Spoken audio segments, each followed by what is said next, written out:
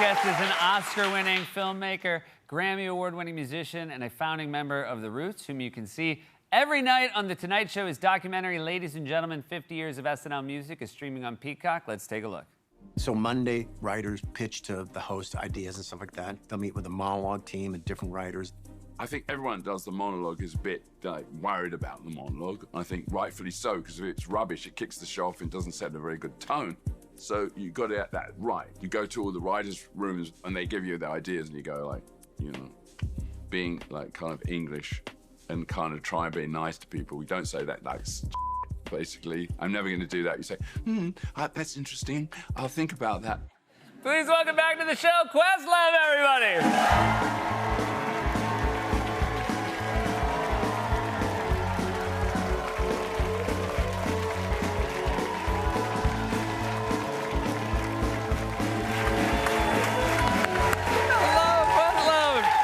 You know, I definitely worked on Mick Jagger's monologue, and he wasn't that polite.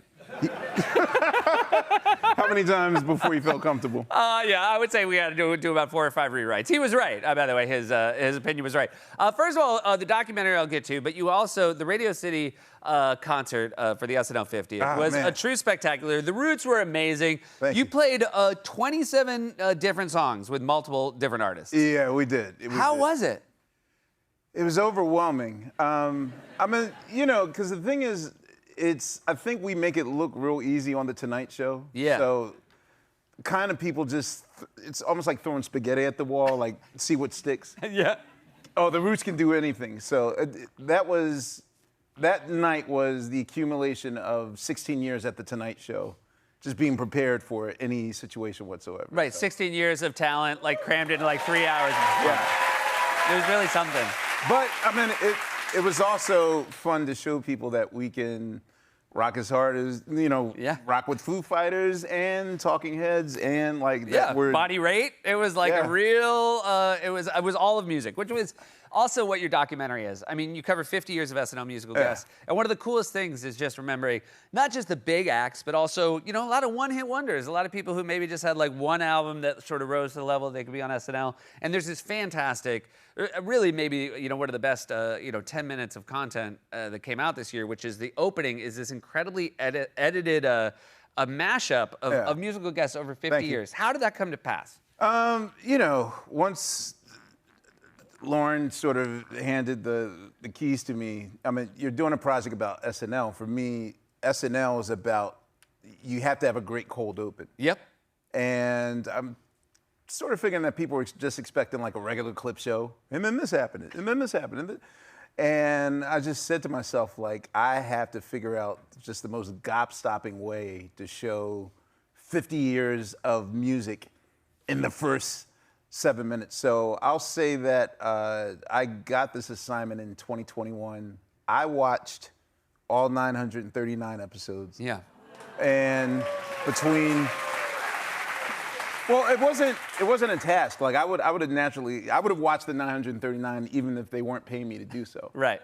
But I'll say, and I gotta give love to John McDonald, one of the incredible greatest editor, musical editors works down ever. at the Tonight Show. Yeah, down at the Tonight Show. So basically, we just thought like let's make it like a DJ gig where Cher and Hanson can sing together and Queen and Vanilla Ice can sing together, like people you wouldn't expect, like Rick James and Prince, like two kind of enemies, like you want to duet together.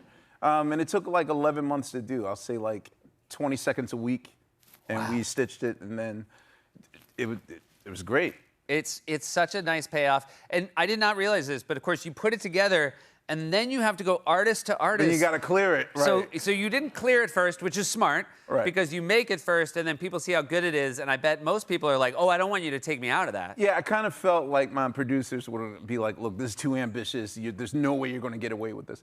So there was like maybe 23 holdouts. And so I personally had to go like hat in hand and just like, I said, look, do you want to be a part of history or not? Showed it to them, and they were all like, hell yeah, I want to be a part of this. Yeah. Great. Tell your lawyers to lay off. Right. But there was one, right? So, I mean, the only holdout was, and it wasn't like they said no, but I would have had to flown to Italy just to get Luciano Pavarotti's. There was a great moment where Pavarotti and James Brown were going to do something together. between the yelping, and it was just a 1-second yelp, but I wasn't going to pay $25,000 to fly to fly Italy. over there just to get like a 1-second approval of. That's it. So It survived without it. It survived without yeah, it. it did. When you were young, because this wasn't the first time you watched these 900+ episodes, you watched SNL as a kid. Yeah, so Philadelphia was one of the rare markets in which I really wasn't allowed to watch television, but my parents would allow me to watch anything that had to do with music. Uh-huh. So basically, Soul Train would come on at 1 in the morning. Right. Usually it's 12 in the afternoon where you clean the house and dance into it. But my mom was real cool, and she was like, well, here's our deal. You know, when in the middle of Love Boat, go to bed. So she would wake me up at 12:30. And back then, SNL would finish Weekend Update at 12:30. Yeah. Then the 2 music songs would come in from the guest. I'd be up to watch that.